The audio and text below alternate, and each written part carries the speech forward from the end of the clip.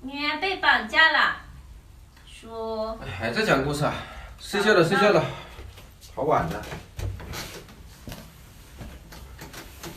你今天好啊，你去哪了？我不是都睡中间的啊。我觉得你今天不要睡这里，你干脆睡沙发上吧，那里有空调。你干啥哟？干啥呀？那你你打呼噜就是鼾天鼾地，吵死人呐！那我们俩怎么睡呀？不可能吧？我打呼噜有那么响？怎么不可能？你睡着了，你怎么知道你有没有打呢？只有我才知道啊！我一晚上都在听你打呼噜，我能睡着吗？哎呦我的妈！你今天睡沙发上好吧？我今天睡这里，我觉得我不会打呼噜。你不会打呼噜啊？这样吧，让我示范一下你是怎么打呼噜、怎么睡觉的，行不行？那行吧，你示范一下。好。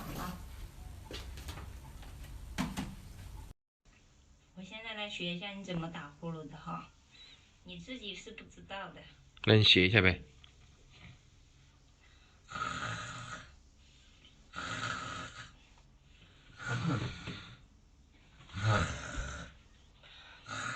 好，停！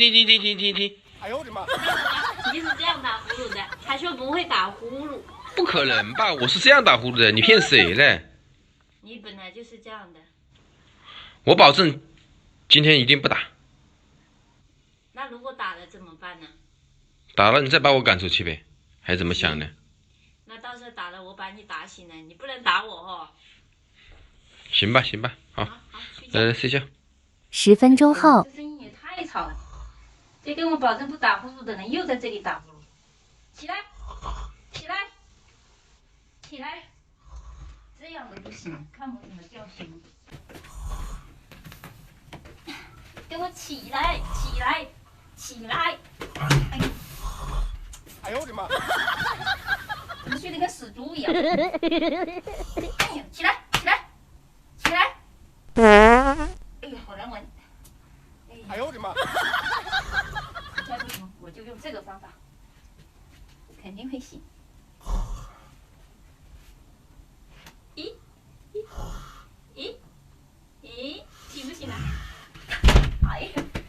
哎呦我的妈！折腾半个小时后。